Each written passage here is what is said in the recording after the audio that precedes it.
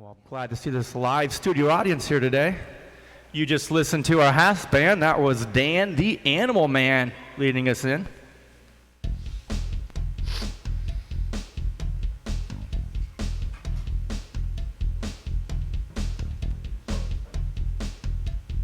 Good evening, folks. You've got it tuned to KMCC Radio, broadcasting live from the studios in Larson Hall for over 90 years. We're excited, as always, to have our live studio audience joining us today as we feature two shows coming up, Dr. Dan the Animal Man and Access Muscatine, where we'll learn all about the MCC video department. At the top of the hour, though, we've got some snowy weather conditions to report. So if you do not have to leave the house, I'd like to advise you all to stay in. Is that come right now? And if you're at work, we've just been advised that you might want to ask the boss if you can leave early, because it is not going to be safe to commute home in a couple hours from now.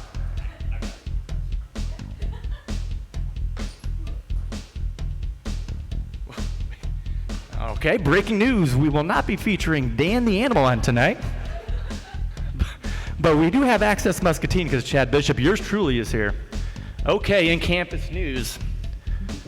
MCC is excited presenting the third annual Legends fundraiser event at the Merrill Hotel next Thursday. We'll be featuring two special guests of honor, Marv Krieger and Evelyn Shawlin. They were both former MCC students, and that's next Thursday, so we hope to see you all there. In other breaking news, due to an influx of revenue, the service awards this year now include a spin of our infamous MCC wheel. Featured items include a trip to Las Vegas. That's right. So if you do not have to retire early or thinking about changing careers, not so fast. Okay, here we go. Let's introduce Dan. Dan, are you here? Okay, let's give him a round of applause, everybody. Dan the Animal Man. Good morning, folks. We are here with Dr. Dan the Animal Man, coming to you from the KMC. You are Dr. Dan the Animal Man, and we are here with you. Making noise. Welcome. I'm glad to have you a guest on my show tonight. You're going to be talking to us all about everything MCC Vet Tech, right? It's a best kept secret. Or MCC's one of the best kept secret. One of the two secrets. So we do have a Vet Tech program here. Tell us about it. And we're going to cue a couple of slides here because you will not see it here on main campus. Our facility is actually at the Ag Learning Center, which is a building out about 10-minute drive toward the bypass out there. And we'll be pulling this up, and there we go. I'm going to kind of cue a couple. The virtual tour of the Ag Learning Center and our teaching hospital out there at the Ag Learning Center. So you'll see the sign that says Muscatine Ag Learning Center, which is part of the high school and the Friends of FFA. And on the next slide, you will see as it get closer to the building that, I guess I can actually see it up here, can't I? So the left back part of the building is where our teaching hospital is. We have one classroom in there, but we do have like anatomy, physiology, and the rest of the classes here on main campus. And then as we go into the building, which is a queue, you will see the Welcoming Center, and you see a nice little vet tech there with a stethoscope and all that kind of stuff as an entryway. And then just beyond that poster board, there's the next sign where the Ag Learning Center actually has a nice, big, huge facility for large animals where we do work with some of the cattle and some of the horses and stall duties and such as that. And we go down the hallway here. You'll see the entrance to our actually teaching hospital. Cue the next slide. Maybe the next slide. Just a moment, Dan. We're having a little technical difficulties here. And the facility was actually built in about 2009 when the Vet Tech program first started out there. I came on board in 2010. And it does, as I riffed here, which I'm used to with my Dr. Dan the Animal Man show, myself as a veterinarian, we have another veterinarian, Dr. Lacey Slutz, who helps as adjunct. We have kind of our head technician / adjunct, Michelle Nigg, and Rebecca Tauby, also helping with classes at adjuncts out there. And we have a fully functional hospital out there. Unlike like nursing programs, which they tend to send them out to the hospitals, we actually have a fully functional with surgery suite, which we'll see here shortly, we hope, in the video. And a true drug log. And so, yes, I keep opiates out there, and we actually have a lock and key with the DEA and all that kind of fun stuff. Surgical equipment, anesthetic equipment, animals out there as we are getting closer and closer to, there we go. Somewhere in there, backing up one more. It's our first run through, you guys. We're doing well so far. You're making me kind of nervous, Dan. Tone it down good. a notch, please. I talk fast. That's how I get through my lectures. Making me very nervous. So there is a picture of our entrance to the tech teaching hospital. So the next slide. Just a quick picture of like our treatment area. You'll see another treatment on the videos. And next slide. And we have a picture of our digital x-ray. We have digital radiology out there as well as digital dental. And the next slide is a lab where we have up-to-date lab equipment, blood analyzers, fecal analyzers, blood chemistries, all that kind of stuff. And I think there's one more slide of them showing a recovery of the area. So I think that's it for our slides that I'm really concerned about. And hopefully we have a video here, which looks like he's loading up, of an example of doing actual procedures out there. Pure oxygen so that she wakes up quick for you. Okay.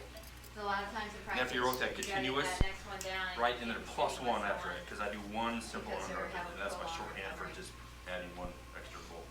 So what do I you do that for notice safety. about her that why she might have a prolonged better at night. recovery? Give me a dab on here too. What temperature should you start rewarming your patients? Great question. I was hoping somebody was going to ask that. A little more pressure. You want them at This is actually an ovariohysterectomy, hysterectomy, otherwise known as SPAY. 97.6, so she might And have. so the students are required to be a participant of a spay, a neuter, cat surgery, and dog surgery. So that was an example of what you see in the background is Michelle is the anesthesia instructor, going through the anesthesia protocols and monitoring and all the parameters as far as anesthesia. I am the surgeon, obviously, with what you see in the field. We have the scrub nurse, which actually helps pass the instruments and suture cutting, all that kind of stuff. And what you can't see kind of behind to the right is actually the circulating nurse who does all the passing of the instruments, opening up the packs, writing down the procedures, writing down time and anesthesia. And so it's kind of a four technician team surgery in there because there's an assistant anesthetist also. So every surgery we do for the teaching purposes, this was just actually last week, and we had another one Wednesday. And so of all those of you that don't know what a spay is, which you should know what we like to call it ovariohysterectomy. We could charge more for an ovariohysterectomy versus a spay. And also it gives the people, as far as clients, a realization, and we tell it to our techs, this is a real procedure because we think of hysterectomies in the humans, it's ovariohysterectomy in the dogs, which is a very important thing. Even though we do a lot of them, there's also a lot of reasons for doing it. And we have a behavior class. There you go.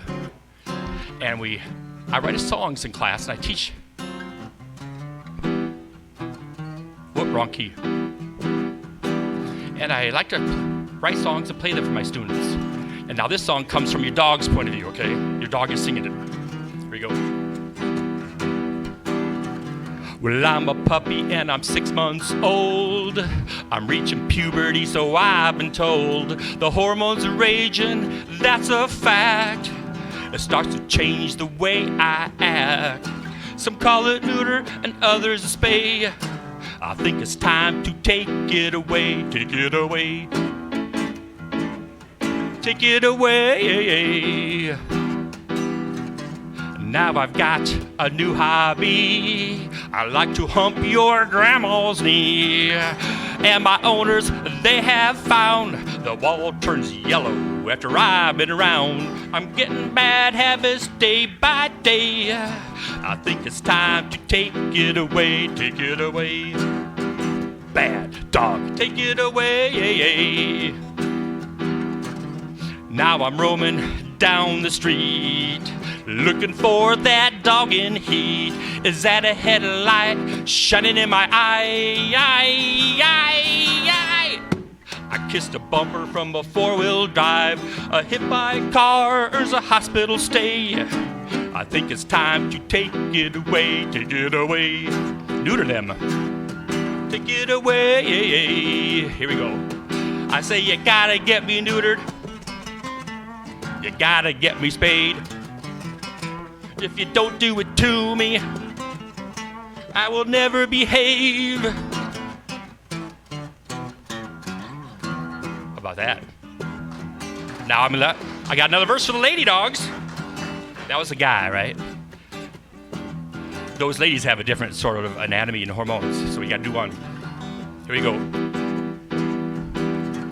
My owner, they told me, I think you'll have a litter or 3. The next thing you know, 10 years go by, and now I got a pus-filled womb inside. The doctor says you're lucky if you live the day. We got to do surgery to take that infection away. It's a pyometra, yuck. Take it away.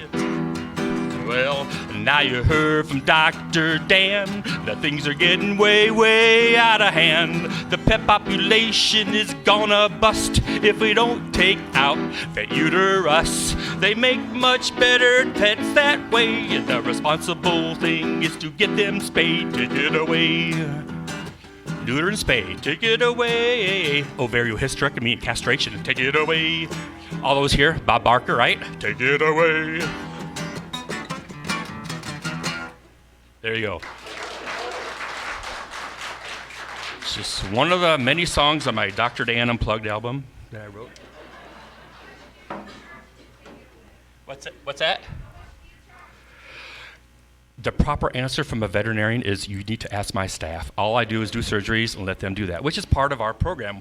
Not only do we get them through being just regular students that love animals, which we tell them you need to love science and surgery and all this stuff, and you have to love people too, but get them from that state of they don't know much of anything to being productive members of our professional community. And it is just amazing myself as a veterinarian. Long time ago, I never thought that I would be teaching. I've did 17 years in practice here in Muscatine. I also run the emergency center in the Quad Cities, if those of you have had a chance to go up that direction. That's my facility. But then all of a sudden to be into the MCC and the EICC vet tech program thinking, okay, I'm turning these clay molds into veterinary technicians, and it's pretty neat seeing at the end. Now that I've been doing this for 10 years, not only as an instructor, but also the program director out there, I see all my students, and many of you are probably in the same situation. Now I'm visiting my colleagues in the Quad Cities and seeing them as very important parts of their team. And that's pretty neat to become from this facility. Nursing programs, I don't want to leave everybody out, even as mechanics, everybody. You see your students. I tend to travel around a lot for the internships, as well as just visiting my colleagues all the time. It does my heart proud whenever I see my students just in there as a profession, as our assistants.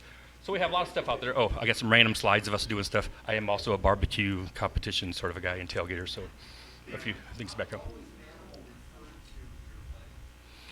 The AEC?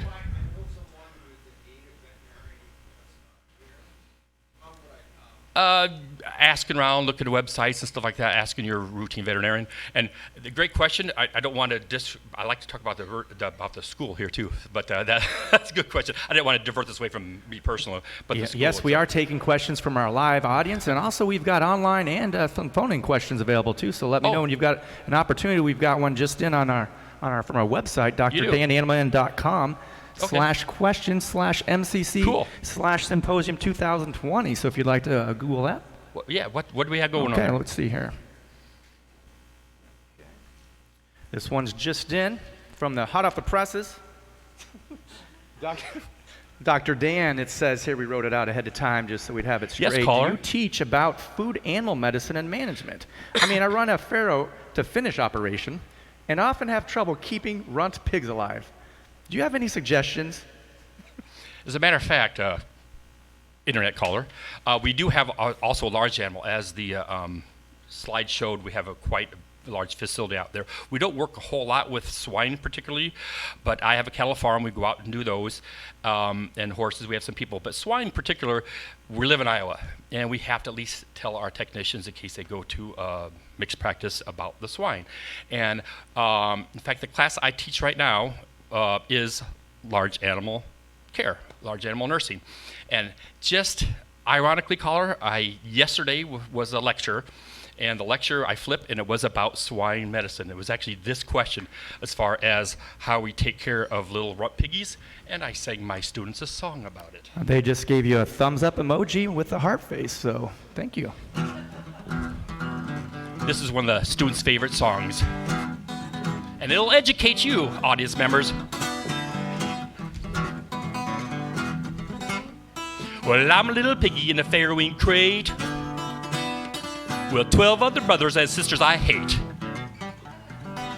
Every time I belly up to the buffet, my big brother sisters push me away.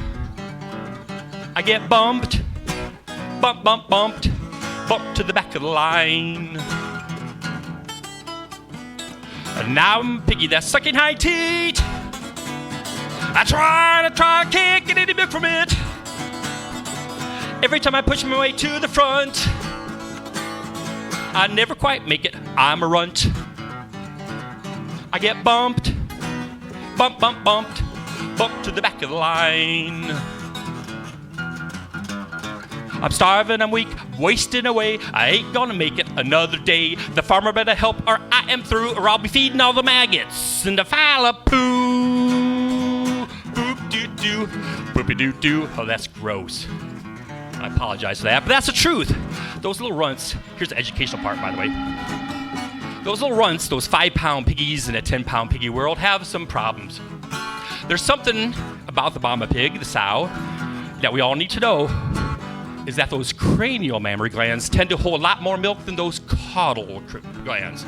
It's called teat order, where those voluminous milk-producing glands in the front tend to be monopolized by those bigger pigs. And that little runt gets pushed to the back, bumped to the back. Well, what happens when that 5-pound pig in the 10-pound pig world gets pushed to the back? It tends to get those nipples, teats, mammary glands that just are empty. And tries, it gets weaker, and dies. Well, we gotta do something about that. So what do? We do something called cross-fostering, where we take that 5-pound pig in that 10-pound pig world, we find a younger litter where maybe all the pigs are 5 pounds. How about that for an idea? And we take that pig and we move it on over to the new farrowing crate where they're all 5-pound pigs. Problem solved. Well, I'm a little piggy in the new menu. I got new brother sisters and the new mama too. Now I want to push my way to the bar. All little piggies are an even par. I don't get bumped. Now I don't get bumped to the back of the line. Now I don't get bumped. Now you know I'm pumped. I'm at the front line.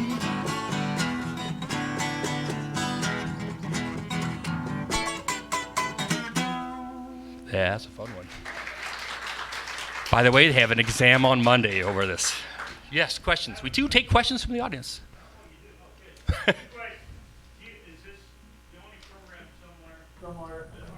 Are there any other similar programs in the EICC? Or are you This is it. Good question. The Eastern Iowa Community College as a whole, this is the vet tech program. Nursing program centered in, I don't know the statistics out of Scott County, but we feed in from the other facilities, is that right? Where the other facilities all feed here to Muscatine, where it's the only facility. We take 24 students every year, a cohort. It's a 2-year program, AAS, and after 2 years, and this is where me as a veterinarian, English people, I never would have believed that when I got 8 years to cram into my head to be a doctor, I have 2 years to cram into the head of these students, and I'm amazed how much we do. What we always tell our students, like the nursing program, the rad tech, and there's management and stuff like that, we do all those in 1 2-year program. So our students, and this is for you advising your students, yes, they're doing anesthesia, yes, they're doing pharmacology, yes, they're doing radiology, surgery, they're doing management, they're doing oncology, all these classes. I teach pharmacology, Clintech 3 blood transfusions, which there was probably a slide up there somewhere showing we're doing blood transfusion in a dog, and we're doing this in class. We're doing all these procedures in class in our facility, in our fully functional hospital out there. So it's pretty neat. Mm-hmm. Anybody know Haywood Banks? I gave him one of my CDs, personally. He probably trashed it, but he's one of my idols, as you can probably tell. So close. Other questions? I've got a question. Mm-hmm. That song about the pig. Yes. Yes, a That's, bigger is pig. that, I mean, how does that all work as far as Well, things you know, go? we're one of the rare professions where we can eat our mistakes.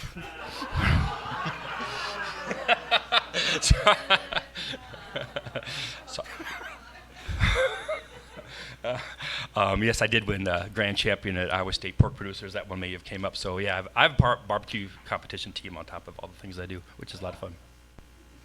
Other questions about this little known secret here in Muscatine, Iowa? Because we're getting close to the last half. One thing I will tell you, which maybe I'll end up with another song, which may be some crowd participation. Since we're carefully trying to figure this out, this halfway mark here. Statistic-wise, first of all, like I said, 24 students. Typically, we graduate, the highest we've ever graduated was 17. The lowest we ever graduated was 8. We've only ever started off with 24 once, where we actually had to turn somebody away for a year. Usually we start between 21, and this year was 18. No, we started with 15 actually was all. We still have 15, so we haven't lost anybody. It was a down year around the state. When you ask the question about other programs in the state, EICC has a vet tech program. There's only 4 other ones in the state. Kirkwood, they're the kind of the granddaddies. They've had it forever over there. DMAC has a pretty big program. Of course, they're pulling from Des Moines area. Iowa Western over near the Missouri River has one. Iowa Lakes has one up near Okoboji, Spirit Lake area. They're one of the newest ones. And then there's Northeast Iowa clinic school up there. I can remember. Somebody can help me out with that. But yeah, and they have a mostly focused on large animal. They kind of work a little bit with the Iowa State University. So what I say, 1, 2, 3, 4, 5. There's 6 of us total. There's been 2 since we started. I tend to have our programs all tend to have a hugely high placement ratio. Everybody can have a job when they get out. I have, since I told you I work with the Quad Cities area with Emergency Center, I have a lot of networking, and I get my colleagues asking me all the time, do you have one for me? Do you have them for me? Do you have them for me? And I can't produce enough of them. Yes? Salary, good question. The median salary, the last statistics I took, 2015, is they will make about just over $15 an hour, $30,000, $32,000 a year. We're in the Midwest, we're a little smaller. I pay, my highest paid one at the emergency center is $60,000 a year for a technician. She also manages too, so that's probably the highest paid one here in the area. She's been working for quite a while, but she's been kind of an on-floor manager for about 2 years now. So that's pretty high. I would imagine if they get into the management role or practice managing, stuff like that, they can do the 40, 45 or so. My clinic here in town, they're averaging between $13 and $15 an hour here in Muscatine, Iowa. Yes?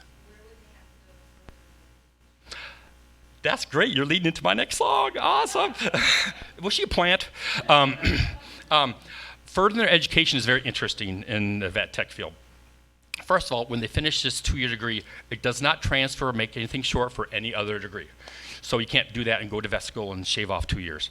You have to go through pre-vet classes instead of that. So I always tell my students, if you're looking at trying to go to vet school afterwards, I think it's great that you can become a vet tech. It's not going to shorten anything. Maybe you can work as a certified vet tech while you're at school. Incidentally, we have 2 of our graduates working at Iowa State University. Love it. They're very highly paid down there because they're working for the university down there. But there is a 4-year degree, a bachelor's of veterinary technology. Iowa State does not have one yet. There's only about half a dozen to a dozen of those places around the country that do that. Most universities, I think Purdue has one, is the closest one that can do that. So they can further and go on there. There is also a board certification. Board certification to further education, which is great. You can be board certified, and I lose track because they have new ones every time. Board certification, certified tech in anesthesia and critical care and behavior. Dentistry is a popular one. One of our adjuncts wants to go into pathology, wants to be board certified. But to do those, you have to hook yourself with like university or a very big clinic, because it's so many hours, so many caseloads, so many papers, and then you can actually then be board certified. So I grabbed the guitar. Nice segue. We'll give you your $5 later.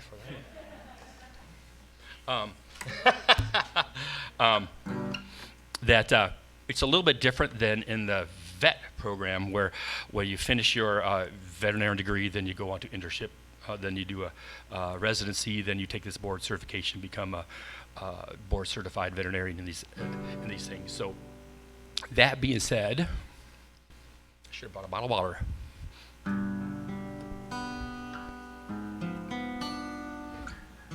You got this one? Blame it all on my grades.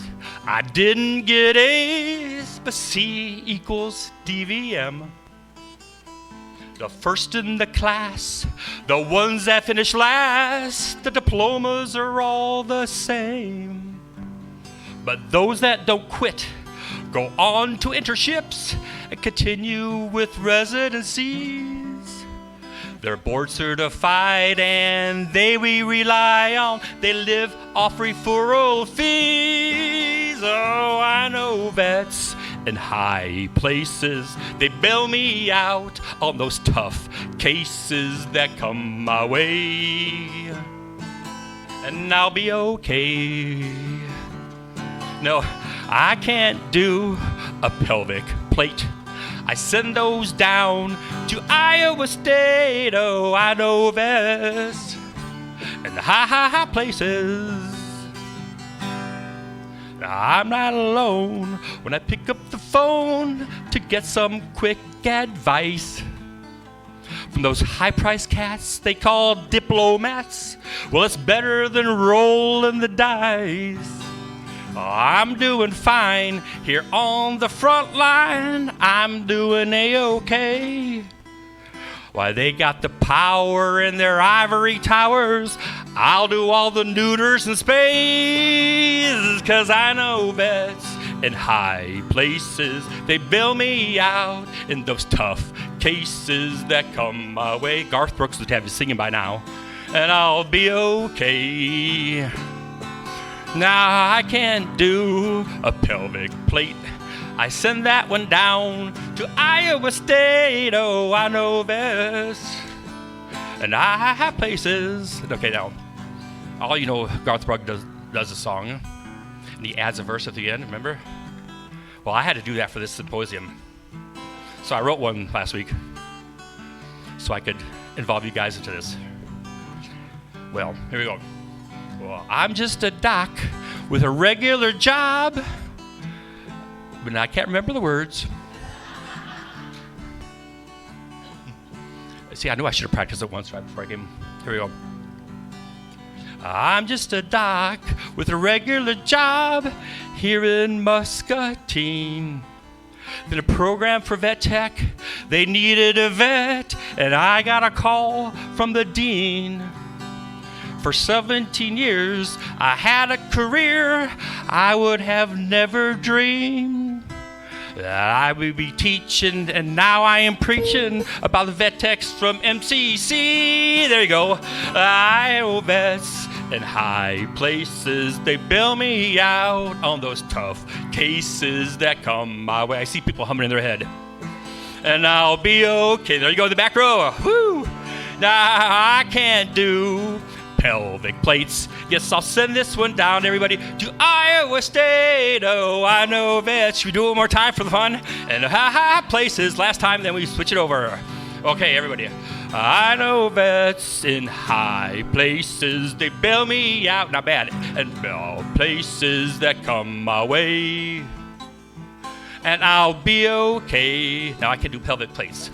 Now, I can't do pelvic plates. Send it down. Send that one down to Iowa State. Oh, I know this.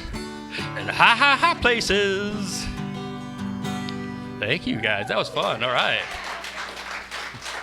I tried that on the radio show as I switch off. I've been doing the talk radio show here since 2010, and this is fun to do this for this program. Any other questions before we have a little interlude? All right. Some traveling music? We're going to switch now to Access Muscatine with Dr. Dan the Animal Man and switch to talking about the MCC video department. I was just texting the director back there to cut to the wide shot, so it wasn't being rude or anything, but kind of a fun way to do that.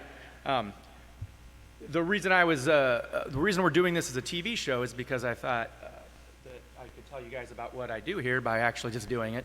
And then I can produce a show for Muscatine Access Channel 9. So that's what's happening. We're recording this for broadcast on our local channels and on YouTube as well. And, and I knew that Dan had a radio show and that I have some keyboards and things like that. And that he has some funny songs, so that kind of all came together. So we are MCC's best kept secrets, at the moment anyway. There's some more secrets. You betcha. And I'll tell you, I kept myself blind, deaf, and dumb. Chad has done an amazing job in just the 2 times I visit here. So, Chad, what is your day-to-day, what do we got here? Give us a little... That's an A chord. I learned that about 10 minutes ago. And for the next group, I will get that better. Because we rehearsed that song at like 10, right when you came in, so that was a lot of fun. What was the question? So tell us about yourself, Chad, your position here, and what does Access Muscatine do with... Okay, yes, this is the Access Muscatine Studios. We're actually funded through the Muscatine Power and Water, the city of Muscatine, the school district, and the county. So kind of not really like your program, but it is sort of a separate, unique thing that not all colleges would have or necessarily need to have. But due to the nature of how this town is set up, it made sense that we had the equipment for the public access station to be here. So if public access isn't as prolific as it might have been back when the Wayne's World thing was going on, but you're witnessing a public access show. This is where the bar is set, and this is actually kind of a well-produced show because we've got singing and dancing and yep, you almost fell there, all sorts of things. So over the side there on the screens that you might have noticed there, there's Chinese orchestra that was filmed and donated to our Channel 9, and so we play different films from the community there. It could be a variety of things, including talk shows. There's lots of different churches broadcast there. And that was anything kind of local that's not commercial we put on there.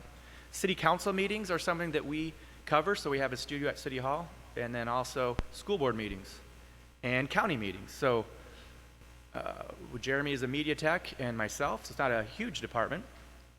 So how do you find your station if you're on internet? Is it cable? Where can you find and log on and watch some of your stuff? It's on Muscatine Access Channel 9, and there's some cable cutting going on, so I've allowed it to be on the internet as well, on YouTube. I'm not sure if that's as great of a place to watch a long format, 2-hour show, but I think the younger generations might be streaming it to their phones or whatnot. So those people from Clinton and Scott County, if they don't have Muscatine Power or Water, the only way they can find that is probably to look up something that's been YouTubed. Yeah, but it's pretty hyper local, so I wouldn't, not that your message was universal about the pigs and whatnot, and veterinary issues, but this stuff is usually more interested if you're from Muscatine. And Clinton might have something like that. Davenport, I don't think they have a local access, but they have different things that are local. Davenport has the local affiliate, so that's kind of a different situation. They're covered a little bit differently. So, and I'm going to show you a couple different things as far as I do teach here. I found that out my 3rd day of employment. Jeff Armstrong said that you have 3 students down the hall for your class, and believe it or not, I didn't know that you would teach at a college. I wasn't a teacher at all. But obviously, if you take college classes and whatnot, you learn how to teach by being in classes. So it wasn't a bad thing. It was just kind of funny that that was an added bonus. So in some ways, I don't work for the college specifically, but of course, so many different ways that I work for the college, and I'm happy to do things for faculty and staff, including like filming. The choir used to have jazz or swing choir, so we'd always film the swing choir, and different things with the theater department, and different teachers have had shows here as well. So on the YouTube channel,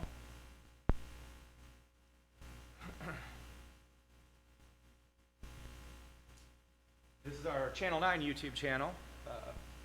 If it's something that I did for the district or for the community college, then I usually give it to Alan, and he will put it on our EICC webpage.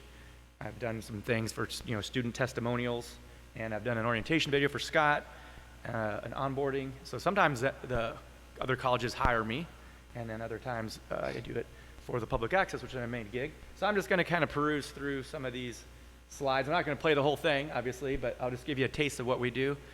The final thing that I want to mention was I teach a TV class in the fall, which would be what we're doing now. It's studio production. And then in the spring, I teach a film class. And Okay, so that's one of the promos for this film class.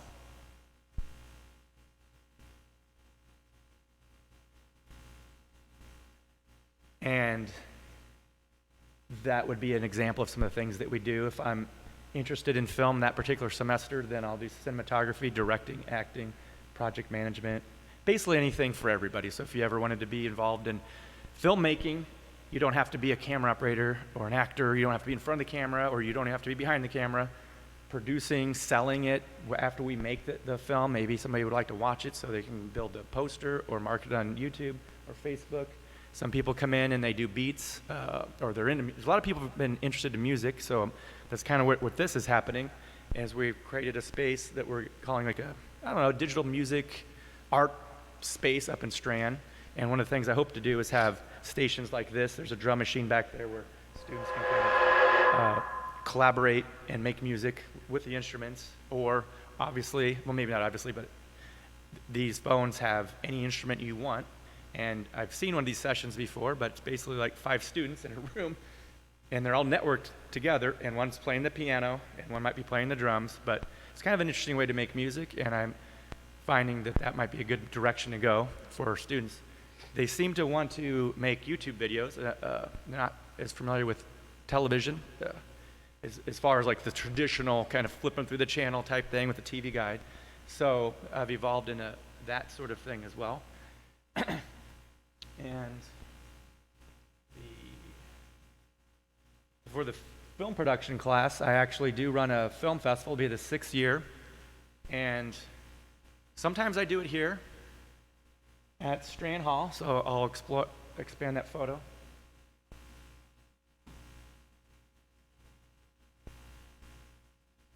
Usually I have a control, we control that from the back, but I just wanted to be able to play it on the big screen for you guys. That's the full house at the Strand Hall Little Theater, black box theater now. And don't get a lot of MCC students whose projects make it to the festival, but that's always what I'm happy to be able to encourage is, hey, if we produce this, not only will you get some thumbs up on your YouTube page, but you can actually leave the house and share it with an audience. And when they come, they're hooked because they appreciate applause, feedback, trying to win a Best Student Award. I get Iowa City students that come down from University of Iowa, and students from all over. And we'd always get people from Chicago, and sometimes there'll be somebody that moved to LA, but his parents live in Waterloo, so he'll come to the festival. So so I'm happy to hope to get students the opportunity to share their work. We had a Scott Community College student enter one year. Back to the YouTube channel.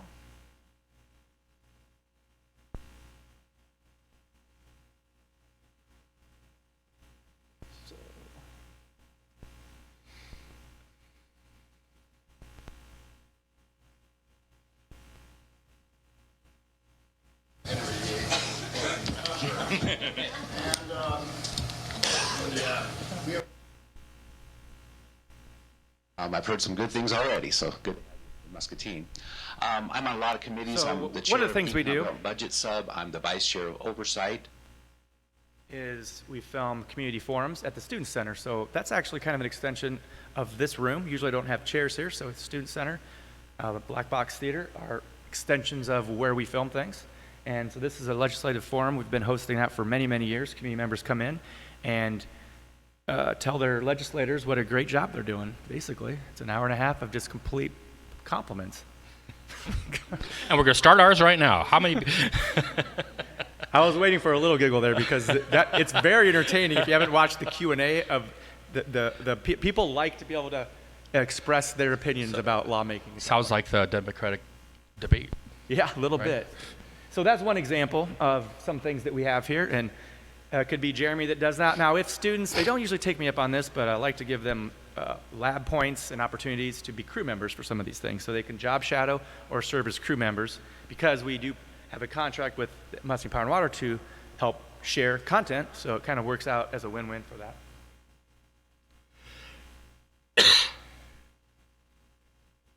Okay, so let's see. As he's thumbing through there, any of you have some questions as I'm hosting? Yes, in the back. Oh man, I steal my questions. I was off and on myself for the local radio station KWCC since 2001. Dr. Dan the Animal Man show. I was off for like 8 years, off for a couple, on 5, off a couple. I just actually discontinued it 6 months ago. I get kind of tired and busy with stuff like that. So he talks about YouTube. You can actually Google Dr. Dan the Animal Man. It has a lot of my YouTubes from the radio station. So I'm not currently on right now. Any questions for Chad? Oh, that's all right. I was going to actually, I thought that MCC was hosting this year, and I thought, wow, what a great relaxing day. I just could drive. I live like a few minutes down the street there. I could just kind of relax, go do some emails between class, you know. Then I got asked to do this, so I was like, all right, I'll make and we something rocked kind of fun. it. I mean, we said, let's do something I was having fun entertaining. with it. But having said that, I don't mind whatever questions you have about whatever. The reason I'm stalling like that's because I'm very cognizant of the sound recording, and so when I'm over here for the next session, I'll have a microphone over there so I can keep talking, so that's why I'm stalling. But what you're looking on the screen there is John DeBeat has been doing a show for many, many, many years. He calls it MCC International TV. It doesn't always feature international guests, but for the most part, we used to have a very expansive international program here at MCC, and we still have international students, obviously, but that's kind of what started it. And so any given week, he does about 5 episodes a semester. He'll have the people from Uganda, from Liberia, from Spain, from wherever. He hasn't repeated a country yet, amazingly, and these are all MCC students. And then he'll interview them here in the studio. We share it on Channel 9, and then with the district for YouTube, and then his guests always get a kick out of being on the show, and of course they can share it with their parents and loved ones in Africa or wherever they happen to be from. So John DeBeat's an example of something we do here, kind of a nice win-win, where we get to capture, do things for our client, Muscatine Power and Water, but also create content for our faculty and staff and give our students a chance to be showcased. And at the end of the day, too, it's also a commercial for MCC. I mean, you're basically learning about great programs that are happening and students that come to MCC and the diversity that we have. What are your thoughts on that for the next 20 seconds? my thoughts on the next 20 seconds, and I guess you get your thoughts on that. Somebody asked if I do the radio show anymore, and I took a break, a hiatus. How long, I don't know. Actually sponsored not only through my clinic, Riverside Animal Hospital, but here as well as Emergency Center, and I get questions from all aspects of that. But I proposed to Chad that maybe we ought to record a few of these on YouTube, have a Dr. Dan, the Animal Man show here, and maybe have some select guests and stuff like that. I think that's I don't know. We do have all the time in the world. We do parades. That's one of our main contracts, and we film the MHS graduation, not the MCC one. The MHS one. And that's the only reason I'm emphasizing that's because this really is a place within MCC, and we have the graduations at Calvary, and they have this really great 4-camera place that our graduation's at, so you'll see some great footage there. But those are some ongoing contracts, so every 4th of July, Memorial Day, I know where I'm at working, but it's kind of, this is my job, so I'm not too worried about working overtime for basically just enjoying a parade on the top of a VIP access deck. That was the MHS marching band. So Chad, as you're listening and multitasking, right, for those people that were in the last session, multitasking, how much of your time is spent between dictating what you need to be doing for MCC versus Muscatine Power and Water, since it is a somewhat joint, they're supporting, they're providing some of the stuff? I know what you can't, when you're texting and driving, you can't do that because you lose complete track. But I do teach psychology here every once in a while. I used to teach it more. I got my master's degree in psychology. There's not as much of a need for the adjunct side of it, but you can actually listen to 2 things at once as long as you're not like fondling your phone. So I did hear your question, but just barely. Well, yeah, there's just basically, if people ask me to do something, I'll do it, especially, for MCC faculty and staff. There isn't a lot of support needed as far as that goes because there's, the library provides the AV side of things. And essentially, it's just a matter of being available for people to communicate. It's public access, and I'm trying to hold on to that because you can technically say whatever you want. It's an opportunity for freedom of speech, and I basically provide the equipment. Now, 20 years ago, the equipment was big and bulky, and not everybody could afford it. Nowadays, our phones, these phones have better cameras than some of the cameras that I have available, so people are able to communicate on YouTube, which literally says broadcast yourself. So it's evolved from that a little bit to now more filming the things that help the community get and see things that they might not be able to get to live or document it, things of that nature. On the back of the screen is last year's MCC Legends. So Naomi and me produced that. She does a lot of the work to get the people here and get the questions, and then I edit it and we show that at the Merrill. This Thursday is Evelyn and Marvin. But anyway, it's kind of example of some of the more high-end work we do. Documentary like that takes a lot of time, and it's a kind of a great opportunity to use the studio as a place to make documentaries and share stories that help kind of promote MCC because it's a fundraiser, a Legends event. Any of you going to the Legends coming up here? All right, just curious. Well, I think it's a lot of it's local. We have the Legends, he says, a fundraiser, and as he's tuning things there, I actually have two things. They do silent auctions for a lot of things. So one of the things to be silent auction is actually a full dental procedure for your dog done at the community college vet tech program. That was very popular last year. They can, I can't remember how much they said they got bids for, but it's worth about $500 to $700 depending on your animal, and then we do it with all the blood work and anesthetics up there. The other thing we auction off is I actually auction off a catered barbecue by Dr. Dan the Animal Man. So two things that we do. A very popular thing they auction off is rendering. Now, when I say rendering, I mean rendering MPEG files. The animals before I. But you've heard his song, so you know what kind of rendering happens. But it's interesting when you buy a pig from this auction. At least it's interesting to me. I don't know. I don't think about it as much. But okay, you own this pig now. At some point, it needs to be processed. I don't know. That's kind of awkward to bring up. It's awkward with that event too because it just gets you. They're only buying the butts. Oh, these pigs. Pork butt. Behind us, speaking of pig butt, is that what we were speaking of? Yeah, pork butt. Yeah. Oh. Boston butt. So kind of one of the, more great things that happened where I was like, this is combining everything that's kind of great about the community college, is they wanted to have learning labs produced by the IEA and United Way. A couple different people put that together. The Iowa State University Extension Office was involved with it. So they do monthly learning labs, and they wanted to, about filming them. So instead of coming to them, I brought them into the studio. And we also do them at the Student Center now because they have lunch now, because it's during lunch, so lunch and learn. Everybody likes to eat. So this is a kind of example. You're kind of seeing an example of how the space worked, but for them, they're able to have people come in, do their PowerPoints, and then we record it and have control over some of the studio and lighting and offer that. And there's no charge for that sort of thing. If there's a charge, usually I try to see if I can talk them into doing it for public access. And if there is a charge, then I refer them to people that make money doing that for a living.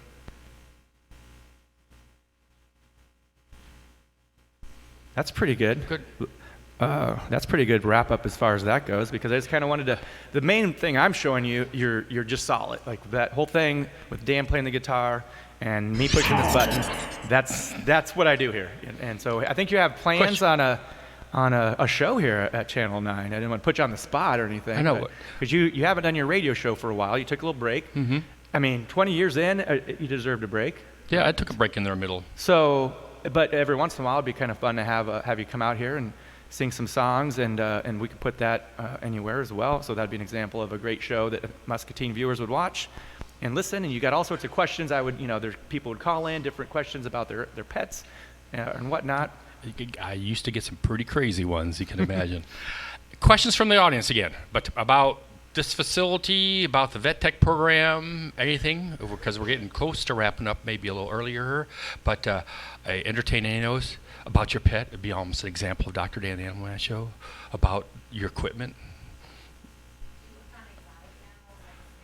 Do I? No, I do not. I stick to the regular stuff. I used to do large animal mixed practices. I have stuck my arm up a buffalo's rear end.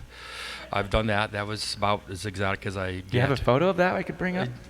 Probably not. That was actually one of the Buffalo Bill things over there in get the ratings Eldridge up here. area. She was not pregnant. We see a few, skunks and ferrets and stuff like that. Yes. All right. Thank you. Appreciate that. Yep. Yep. We started that in 1999 when I was in Eldridge. Sorry, we're digressing a little bit, but it's entertaining if anybody wants to know that.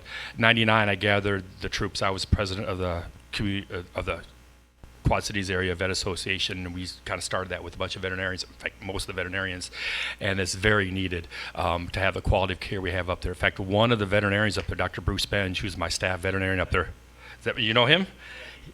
He's working at my clinic now, covering me to come today, so I talked him into coming down. So position has its privileges when I can find veterinarians. Also, go ahead.